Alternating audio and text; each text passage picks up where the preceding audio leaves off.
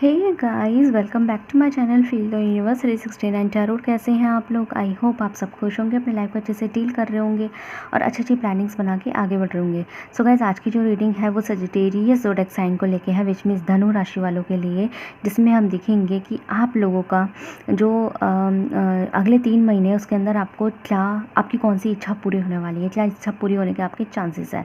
सो बिना किसी तरीके हम स्टार्ट करेंगे। गाइस, ये रीडिंग सबके लिए है, मैरिड्स अनमैरिड्स फॉर एवरीवन, ठीक है। और आपके बर्थ चार्ट में अगर धनु राशि का इन्वॉल्वमेंट है तो ये रीडिंग आपकी 60% का क्राइटेरिया है, 60% रेजोनेट कर जाता है, ये रीडिंग आपकी हो जाएगी, ठीक है। सो बिना किसी तरीके स्टार्ट कर रहे हैं। सो गाइस, ये कलेक्टिव रीडिंग है तो उतना ही लेना है जितना रेजोनेट करे, और एक टाइमलेस रीडिंग है तो जब भी आप रीडिंग को देखेंगे ये आपसे जो है रेजोनेट कर जाएगी, कर सकती है। स्लो जा रही हूँ तो आप टाइम प्लेबैक टाइम स्पीड का इस्तेमाल कीजिए, यूट्यूब के फीचर का इस्तेमाल कीजिए। रिकमेंडेशन यही है कि आप जो है, रिकमेंडेशन तो ये है कि आप जो है वीडियो को स्किप नहीं करेंगे।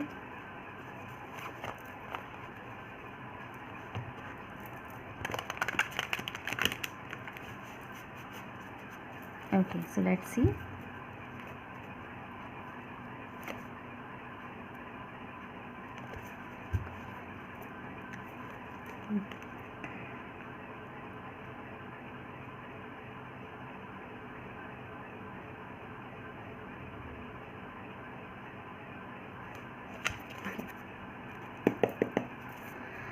So let's see. One card strong clarification. धनु राशि वाले के लिए बताइए क्या इच्छा पूरी होने वाली है 3 महीनों के अंदर, कौन सी इच्छा पूरी होगी। We have 9 of sword. One more card please.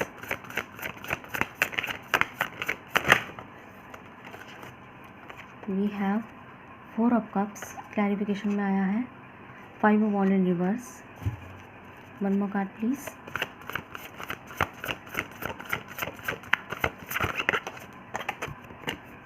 Two of wand, okay. Bottom of the deck से है जस्टिस।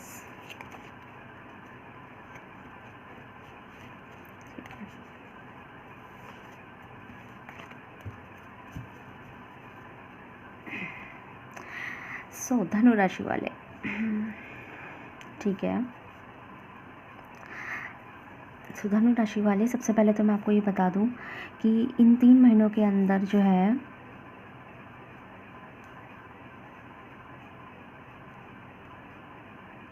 ओके, ठीक है। सो धनु राशि वाले, सबसे पहले तो ये जो आप लोगों के लिए यहाँ थोड़ी मल्टीपल चीज़ें आई है, बट यहाँ पे एक चीज़ है जो कॉमन है, वो ये है। मल्टीपल चीज़ों में एक चीज़ है जो कॉमन है, वो ये है कि आपको इन 3 महीनों के अंदर कोई ऐसा फैसला मिलेगा, वो कहते हैं जस्टिस मिलना। मुझे आप इन 3 महीनों के अंदर सेटिस्फाई होते हुए दिखाई दे रहे हैं, आपकी किसी भी वजह से लेके हो सकता है। आपका इस 3 महीनों में एक सेटिस्फेक्शन मोड आएगा, और वो सेटिस्फेक्शन मोड मुझे आपकी लव लाइफ की तरफ से आता हुआ ज़्यादा दिखाई दे रहा है। मैंने बोला मल्टीपल मोड्स है, बट एक कॉमन बात है, कॉमन बात ये है सेटिस्फेक्शन मोड, ओके। एक चीज़ों को सेटिस्फैक्ट्री मोमेंट मिल जाना कि I am satisfied, I am satisfied, okay. Like that, खुद को बोलना कि भाई इस मामले में मैं खुश हूँ। अब वो हर मामले में तो हम एक साथ खुश नहीं हो सकते ना। लव लाइफ अच्छी है तो करियर लाइफ अच्छी नहीं है, प्रोफेशनल लाइफ अच्छी नहीं है, प्रोफेशनल लाइफ अच्छी है तो करियर लाइफ अच्छा नहीं है। Even I face those things कि जब सब कुछ अच्छा चल रहा होता है तो मेरी पर्सनल लाइफ में कुछ ऐसा हो जाता है, अच्छा खासा करियर में सब सही चल रहा होता है, पैसे भी कमा रहे होते हैं, लेकिन मेरी खुद की प्राइवेट लाइफ में कुछ ऐसा हो जाता है कि मेरा करियर लाइफ में मन लगना बंद हो जाता है। या फिर कई बार मेरा खुद का प्राइवेट लाइफ जो है बहुत अच्छी प्यार भरी चल रही होती है, खूबसूरत चल रही होती है, बट क्या होता है तो मुझे किसी वजह से जॉब छोड़ना पड़ जाता है, तो मेरी प्रोफेशनल लाइफ में प्रॉब्लम आ जाती है। Professional life directly leads to directly proportional to the financial life. Professional life ख़राब होगी तो फाइनेंस पे भी फ़र्क पड़ता है, और लव लाइफ में झाँकेंगे तो बहुत अच्छा लग रहा है ना। तो ये चीज़ें होती है, तो इंसान कि हर चीज़ एक साथ सही नहीं होती है। और कई बार क्या होता है, दोनों चीज़ें बैलेंस है, पर खुद की एक जो फैमिली लाइफ होती है वो सही नहीं चल रही होती, कि अचानक से घर वालों को क्या हो गया, मतलब कि बात बात पर डांट रहे हैं। कभी कभी ये भी चीज़ भी होती है, मतलब अच्छा खासा फाइनेंस भी चल रहा होता है, प्रोफेशनल भी चल रहा होता है, लेकिन लव भी सही चल रही होती है, लेकिन फिर फैमिली को कुछ हो जाता, सोशल कुछ हो जाता है। कभी कभार सब कुछ अच्छा चल रहा होता है तो सोशल लाइफ ख़राब हो जाती है, विच मीन्स दोस्त नहीं है, अकेला फील करते रहते हैं। बस काम करा मोहब्बत हुई, काम करा मोहब्बत हुई, बस यही दो चीज़ें रह गई है। बाकी कोई फ्रेंड व्रेंड कुछ नहीं, घूमने फिरना कुछ नहीं। तो कुछ लोगों के पास सोशल लाइफ नहीं होती अच्छी। तो यहाँ पे हमारी हर मोमेंट के हर पॉइंट अच्छे नहीं हो सकते, बट मुझे यहाँ पे जो मेरे व्यूअर्स धनुराशि वाले दिखाई दे रहे हैं वो मुझे हर मोमेंट पे सेटिस्फाई दिखाई दे रहे हैं, जिसके अंदर जो सबसे ज़्यादा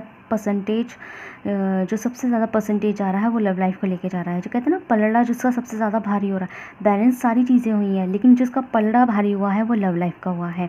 यहाँ पे मुझे मेरे धनु राशि को लव लाइफ के हवाले से एक सेटिस्फेक्शन मोड दिखाई दे रहा है। काफ़ी लोगों के लिए मुझे ये एनर्जीज़ भी आ रही है कि आप लोग एक लॉन्ग डिस्टेंस रिलेशनशिप में हैं, और कुछ लोगों का लॉन्ग डिस्टेंस यहाँ पे विदाउट मीटिंग का भी है। मतलब कि आप लोगों ने अपने पर्सन से एक बार भी आराम से पर्सनली बैठ के मीटिंग्स नहीं की है, मतलब बैठ के एक दूसरे से फेस टू फेस नहीं मिले। बेसिकली मैं ये कहना चाहती हूँ, काफ़ी लोग यहाँ पे ऐसे 40% लोगों की एनर्जी यहाँ पे ऐसी है, नहीं 20% लोगों की यहाँ एनर्जी ऐसी है जिन लोगों ने अपने पर्सन को अभी तक देखा ही नहीं है।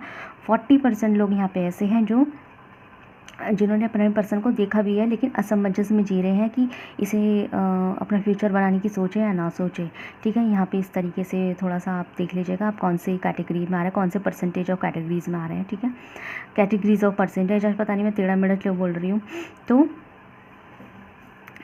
ओके, सो यहाँ पे जिन लोगों के लिए मैं पहले सबसे पहले उन ग्रुप के लिए बता देती हूँ जिन लोगों ने अपने पार्टनर को देखा ही नहीं है फेस टू फेस। तो मैं उन लोगों के लिए बात करूँ तो यहाँ पे ऐसा दिखाई दे रहा है कि आप बहुत जल्द इन 3 महीनों के अंदर अपने पार्टनर से फेस टू फेस मुलाकात करने वाले हैं। ठीक है, बहुत जल्द पार्टनर से फेस टू फेस मुलाकात करने वाले हैं। तो हो सकता है मोस्ट प्रोबेबली आपको वो इंसान बेसिकली पसंद आ जाएगा। और जो लोग ऑलरेडी 1 से 2 मीटिंग कर चुके हैं फेस टू फेस, ठीक है, फिजिकल मोड पे, फिजिकली, तो अगर आप मीटिंग कर चुके हैं अपने पर्सन को एक आध बार देख चुके हैं, उनको देख चुके हैं कि वो कैसे दिखते हैं इस तरीके से, लाइक रियल लाइफ में ये इंसान कैसा लगता है, तो उन लोग को बता दूँ। और अगर आप लोग असमंजस में जी रहे थे कि ये इंसान को अपनाना चाहिए नहीं अपनाना चाहिए, क्या ये मेरा फ्यूचर बनेगा कि नहीं बनेगा, तो यस, यहाँ पे आप लोगों को उनकी तरफ से भी एक सेटिस्फेक्शन मिलेगा, या तो उनकी तरफ से ही आपकी और एक कुछ ऐसे प्रपोजल्स आ जाएंगे या इस तरीके का बिहेवियर आ जाएगा कि आपको खुद ही लगेगा कि ये इंसान मेरे लिए सही है। ओके, लेकिन गाइस एक बात मैं यहाँ कंफर्म बोलूँगी, एक बात यहाँ कंफर्म है कि ये अभी सब चीज़ें टेम्परेरी मोड पे होनी है।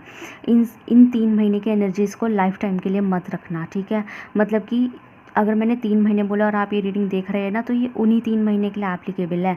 हाँ, ये आगे बढ़ सकता है, मतलब कि लव लाइफ स्टेबल हुई और जो है सब अच्छा लगने लगा, सेटिस्फेक्शन रहा, तो हो सकता है अगले 1 साल तक सब अच्छा रहे। लेकिन ज़िंदगी भर ऐसे रहे कि उन्हीं के साथ जिएंगे मर जाएंगे, तो ऐसा अभी मैंने नहीं बोला, ये सब टेम्परेरी रहेगा। ठीक है, हाँ, वो टेम्परेरी में 1 साल 2 साल चले जा सकते हैं, लेकिन हो सकता है फिर से कुछ प्रॉब्लम क्रिएट हो सकता है फिर से सही हो जाए, लेकिन हमेशा रहेगा भी, मैंने ये चीज़ यहाँ नहीं बोली। ठीक है, मैं यहाँ पहले बता रही हूँ। तो लव लाइफ के हवाले से मुझे ज़्यादा अच्छी एनर्जीज़ आई हैं यहाँ पे। दूसरी चीज़, यहाँ पे मेरे जो व्यूअर्स हैं, हाफ एंड व्यूअर्स ऐसे ही हैं जिनकी लव लाइफ बिल्कुल अच्छी नहीं है। तो लव लाइफ अच्छी क्यों नहीं है? क्योंकि आपके पर्सन की तरफ से काफ़ी लोग यहाँ ऐसे हैं जिनके पर्सन की तरफ से उन्हें रिजेक्शंस मिले हैं। ठीक है, रिजेक्शन एज इन आप उनके पीछे पड़े रह गए, आई लव यू करते रह गए, या फिर उनको मनाते रह गए, या फिर उनसे रिश्ता सही करने की चाहत में रह गए, चाहे मैरिड है चाहे अनमैरिड है, लेकिन इन पर्सन की तरफ से आपको रिजेक्शंस, लड़ाई झगड़े के अलावा कुछ नहीं मिला, और उस वजह से आपकी खुद की मेंटल हेल्थ इतनी ज़्यादा सफ़र किए हैं, इतनी मेंटल हेल्थ से आप सफ़र किए हैं कि आप लोग को कभी कभी ऐसा लगता है इससे तो मैं इस पर्सन को छोड़ के आगे बढ़ जाऊँ, किसी और को अपनाऊँ या फिर किसी को भी ना अपनाऊँ। तो कई बार मेरे व्यूअर्स की ऐसी एनर्जीज़ भी रही है। तो गाइस, सब मार्क माई वर्ड्स, इन 3 महीनों में आपकी वो एनर्जीज भी स्टेबल होगी। ठीक है, मतलब कि ऑब्वियसली जब लव लाइफ स्टेबल होती है तो सब चीज़ स्टेबल हो जाती है। तो यहाँ पे इस तरीके के मुझे 3 महीने में ऐसी विश दिखाई दे रही है। काफ़ी व्यूअर्स ने इस चीज़ को लेके बाकायदा मैनिफेस्ट किया है कि मेरी लव लाइफ अच्छी हो जाए, मेरी लव लाइफ अच्छी है, मेरी लव लाइफ प्यारी है, वो मुझसे प्यार करती है या प्यार करता है, मोहब्बत है हम दोनों के बीच में। बाकायदा मेरे व्यूअर्स ने ये चीज़ अच्छे से मैनिफेस्ट की है, प्रेयर की है, विशेस किए हैं, और छोटे छोटे इवन रिचुअल्स तक करे होंगे। मेरे व्यूअर्स यहाँ पे ऐसे हैं सजिटेरियस वाले, ठीक है, उन्होंने किए हैं। तो यहाँ पे अब आपका रिचुअल लिटरली वर्क करेगा। At least your love life will be satisfied within 3 months. Okay, so ये है। अगर मैं आपको एक गाइडेंस दूँ यहाँ पे, अगर मैं आपको गाइडेंस दूँ ना गाइस, तो यहाँ पे मैं बस ये बोलूँगी कि जस्ट एक्सेप्ट द रियलिटीज़। ठीक है, आप जो है ना, ये जो फीलिंग्स है, ये जो रियलिटी है ना, आपकी रिलेशनशिप की रियलिटी जो आपको पता लगेगी और फिर आप सेटिस्फाई होंगे, उसे खुशी खुशी अपनाइए। एक्सेप्ट द हैप्पीनेस, अपने लव लाइफ की हैप्पीनेस को एक्सेप्ट कीजिए, उसको जिए। ये आपके लिए गाइडेंस है। आप जितना अपनी लव लाइफ में खुद ही मसले, देखो आप अपनी लव लाइफ में ज़्यादा सवाल जवाब इधर उधर की ओवर थिंकिंग के ऐसे मोड्स लेकर आएंगे ना जो है ही नहीं, खुद ही अजम्पशंस लगा लगा के। एग्जाम्पल देके चलते हैं अगर आप कंफ्यूज हो रहे हैं तो। फॉर एग्ज़ाम्पल कि आपके पर्सन, क्या बोले एग्जाम्पल हम, ओके सब बेस्ट एग्जाम्पल मुझे कुछ नहीं लगता। ओके, फॉर एग्ज़ाम्पल आपके पर्सन ने आपसे 2-3 दिन बात नहीं करी, और आप जो है ना फिर एक दिन आपने उन्हें कॉल करी कि भाई तुम मुझसे बात क्यों नहीं कर रहे, ठीक है। लेकिन आपने उन्हें जब जब फ़ोन करा वो फ़ोन कहीं और बिज़ी था। अब आप रात भी होगी तो भी फ़ोन कहीं और बिज़ी है, तो क्या है ना, थोड़ा सा मन में आ जाता है कि इंसान कहाँ बिज़ी है इतना।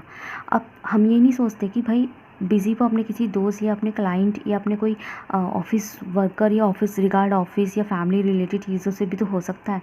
लेकिन दिमाग में अजम्पशंस लगा लिए खुद ही कि किसी और के साथ इनका चक्कर है, ये खुद ही अजम्पशंस लगा लिए किसी और के साथ लगे पड़े हैं। अब देखा जाए ना, आपके पास कोई प्रूफ नहीं है इस बात का, आपने सिर्फ एक हाइपोथेटिकल स्टेटमेंट रेडी किया है कि ये बंदा किसी और के साथ है, सिर्फ इसलिए जस्ट बिकॉज ऑफ कि उनके फ़ोन जो है बिज़ी मिले हैं।